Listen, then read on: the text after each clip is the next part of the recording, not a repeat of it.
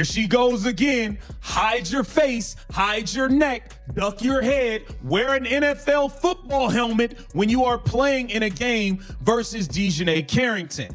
Fresh off of clotheslining, a Kane and Undertaker clothesline from hell that she delivered to Sophie Cunningham, this girl is right back on the court, hitting people upside the head. Hands up, swipe for the ball with our right hand while poking the player in the eye with the left hand. We're poking eyeballs out again? Is that what we're doing? We're eye gouging again? There's a point in sports when a series of incidents stops looking like bad luck and starts looking like a pattern, and Dijonai Carrington may have reached that point. Just 4 days after being ejected for a flagrant 2 against Sophie Cunningham, Carrington returned to action against the Golden State Valkyries. But during that same game, 2 separate incidents immediately drew attention. One involved contact that landed directly around Cecilia Zandalicini's eye, while another caught Tiffany Hayes across the mouth. 2 different players, 2 different moments, but the same game, and suddenly, fans were questioning whether these incidents could really be dismissed as accidents. About to tell ya, I tried. This girl is not going to stop until she takes somebody out the league. This girl will not stop until she ends somebody's career. Dijonai Carrington, once again, with another dirty foul in less than a week, in just a couple of days apart from each other. A couple of days apart from the Sophie Cunningham hard foul. You have Mrs. Eye Poke, Mrs. Flagrant Foul. I'm gonna grab your head, I'm gonna hit your head upside your head, knock you out the air. Mrs. I'm gonna pull your hair. Mrs. I'm gonna whack you on the back of your head. Mrs. Long nailed, sharp knobbed fingertips. Dijonai Carrington strikes. On the first play, Carrington was defending Zandalicini along the perimeter. Her right hand appeared to be reaching toward the ball, but her left hand moved upward and across, making direct contact with Zandalicini's eye while both of Carrington's arms were raised. Later in the same game, Tiffany Hayes drove for a layup. Carrington jumped alongside her, but instead of making a play on the ball, her arm came down and caught Hayes directly across the mouth. Neither incident was ruled a flagrant foul or resulted in a technical. Carrington did, however, receive a technical earlier in the third quarter for arguing with a referee, adding another layer to the tense atmosphere surrounding her performance that night. She put both hands up right after. That's Dijonai. Yeah, I gouged another white girl. Yeah, I gouged another white girl while wearing your Sophie Cunningham wig. I am officially. Hey, this ain't Clerks 2, but I'm taking back Sophie Cunningham's hair. I'm taking it back. You got Sophie Cunningham's hair on while you're poking the white girls in the eyeball. Now, this is where the situation becomes more serious, because Carrington is not a rookie still adjusting to the speed and physicality of the league. She is a 6-year veteran who has played for 3 different franchises and already has a documented history involving eye contact with Caitlin Clark during the 2024 playoffs. At the time, the incident was explained as accidental. Clark said she did not believe it was intentional, while Carrington also rejected the idea that she would deliberately target someone's eye. Many people accepted that explanation, or at least gave her the benefit of the doubt. But when similar incidents continue happening, the questions naturally become harder to ignore. One incident can be an accident, a second may be coincidence. But repeated contact involving the face during physical plays can quickly create a pattern that fans and analysts begin scrutinizing much more closely. Want to defend her, the story, the narrative that she's not a dirty player, she makes plays like this all the time. I put together a little clip of Dijonai Carrington, who is definitely one of the dirtiest players in the WNBA. I don't know if we can roll it, but she's taken her long fingernails. She's scratched Caitlin Clark's eyes out. She's had multiple instances of chasing people down from behind, trying the same SWAT and smashing them in the head and causing mini fights. She pulled another girl's hair. I don't know if we'll get to that clip in a second when she's falling. Totally dirty play. This is not a skin color thing. She has a history of making dirty plays, and it's fine. The NBA, you can... It is important to recognize just how talented Carrington is as a basketball player, because that is part of what makes the situation so frustrating for people who genuinely appreciate her game. She has been a Most Improved Player finalist and consistently produces strong defensive numbers, including steals that rank her among the league's top defenders. Her length, instincts, athleticism, and ability to anticipate plays allow her to defend multiple positions, which helps explain why teams continue to value what she brings. Nobody is seriously questioning whether Carrington is a legitimate basketball talent. The debate is about whether talent should continue to outweigh concerns when similar incidents repeatedly raise questions about player safety. Right now, the conversation surrounding Carrington has shifted away from her abilities on the court and toward her decisions, physical play, and overall conduct. From the flagrant 2 on Dijonai Carrington against Sophie Cunningham, where she proceeded to go into the locker room and tweet white privilege after being thrown out of the game. I'm not going to comment on that situation, but I will say this. This is a flagrant 2. Black, white, Asian, Hispanic, don't matter. This is a flagrant. I mean, she clotheslined her. What more do you want? So this looks very bad. It just shows that the WNBA is nowhere near where they need to be professionally. Because again, this is a clothesline. It's a flagrant. We have to return to where this entire controversy began. Because the Valkyries game did not happen in isolation. 4 days earlier, Carrington was involved in one of the most discussed fouls of the WNBA season. Sophie Cunningham was airborne on a fast break layup when Carrington came from behind and swung her arm across Cunningham's head and neck area. Cunningham crashed hard to the floor. Officials initially assessed a flagrant 1, but after reviewing the play, they upgraded it to a flagrant 2. The review focused on the windup, impact, and follow-through. Language used to describe contact considered serious enough to warrant an immediate ejection and remove a player from the game. White privilege after getting tossed from the game, but says it wasn't about the foul. Can you explain this? No, I can't. When she tweeted white privilege, she did it so quickly, it was almost as though she had the phone in her pocket after this foul and she got ejected. So, I mean, to say she wasn't referring to this play or getting kicked out and saying that the only reason she got kicked out and it got upgraded is because Sophie Cunningham is white is crazy. It was a crazy thing to tweet, maybe crazier than to try to act like it had nothing to do with the play. So I have no idea what she's talking about. I don't think anybody can have any idea what she's talking about. What made the moment even more intense was what happened afterward. Cunningham immediately confronted Carrington, forcing teammates from both sides to separate them. When reporters questioned why Cunningham was not given a technical for confronting Carrington, officials explained that her reaction was considered understandable, given the severity of the initial contact. In other words, the league acknowledged that Cunningham's response was influenced by how serious the foul had been. That added another layer to an already heated controversy. When it comes to Dijonai Carrington, here she is on the floor being dirty once again. The girl cannot help herself at this point. She can't help it. Take a look at this. Okay, you swing at the ball, but then you hit her all in the face with your other hand, and then you put your hands up like you didn't do nothing. You hit her all in the face. Look at this. Watch her left hand. The right hand right here went to the ball. Watch this left hand. Like, dude, what are you doing? What are you doing, man? What are you doing? Enough. When is enough with this chick? Come on. Come on. You hitting people in the face. It's over and over and over. How many times do we have? Look at the timeline. Carrington came off the bench and scored 8 points in just 4 minutes before being ejected in the first quarter for a foul that officials determined was excessive. Then, only 4 days later, she was involved in 2 separate incidents involving contact to the faces of different players during the same game. That has led fans to question whether this was simply an isolated situation or part of a broader pattern of overly aggressive play. Statistics can show production, but they cannot always capture how physical incidents are unfolding. And that brings us to a tweet that has been circulating widely since the controversy began, because it highlights a side of the story that box scores cannot fully explain. It says, "The trajectory for DJ Carrington's basketball career is not looking good. 15 teams, and in the past 2 years, Connecticut let you go.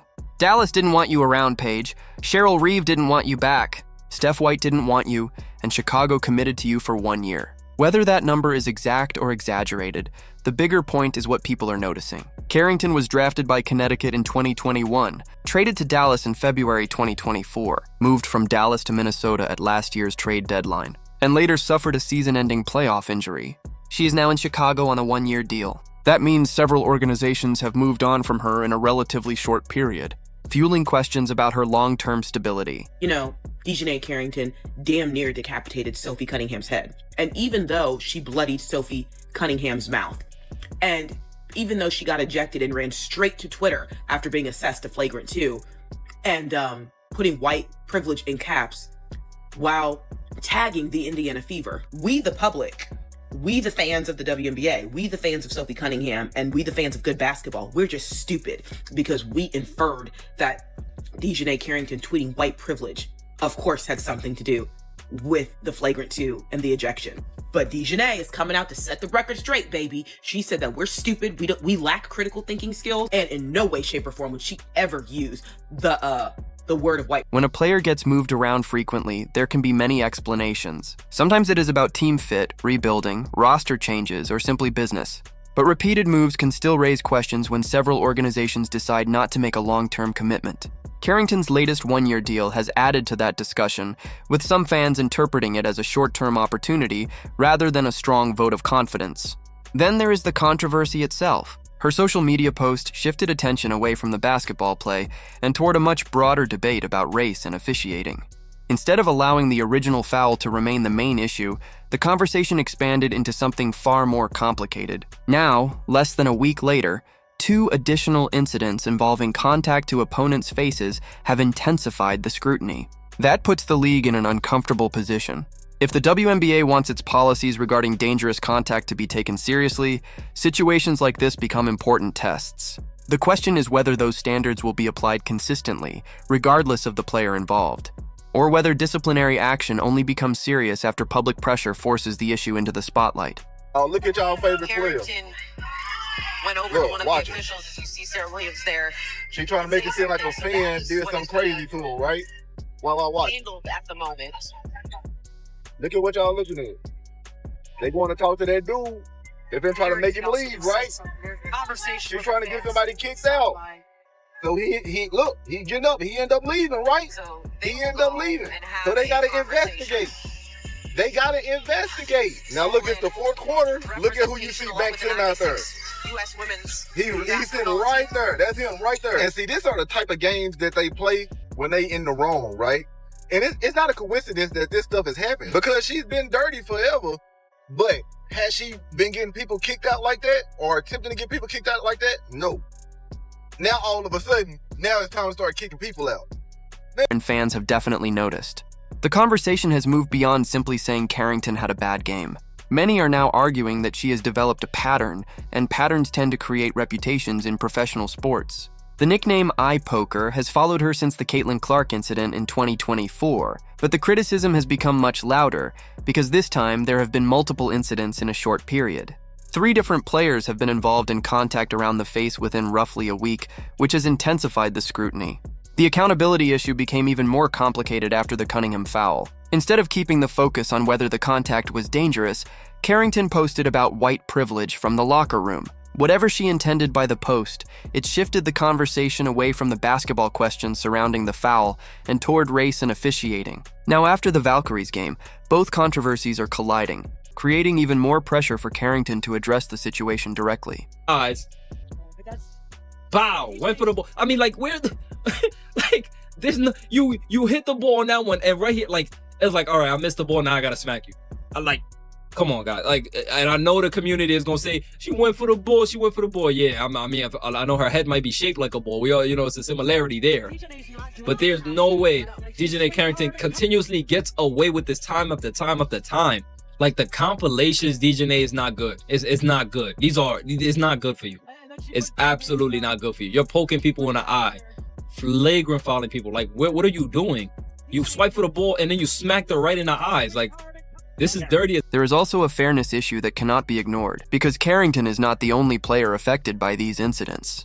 Cecilia Zandalasini had to continue playing after taking contact around the eye, while Tiffany Hayes absorbed contact across the mouth during another play. Sophie Cunningham was left shaken after the earlier foul and had to be separated from Carrington by teammates. These are not simply numbers in a box score.